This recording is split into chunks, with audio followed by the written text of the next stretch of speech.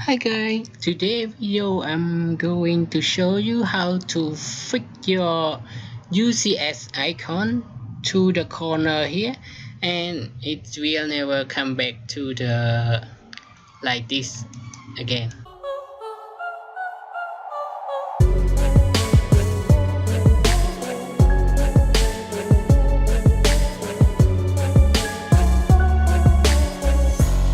Okay, let's start.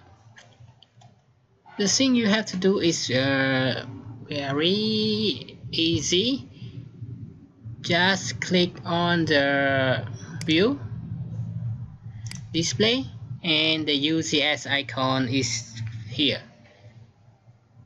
Just untick the origin and then it will fix in the corner and it never come back again. And that's all. And thank you guys for your time watching this very short video, and if you are new here, please consider subscribe button, and if you have any question, drop me your comment. I reply all your comment, and thank you. Bye bye, have a nice day.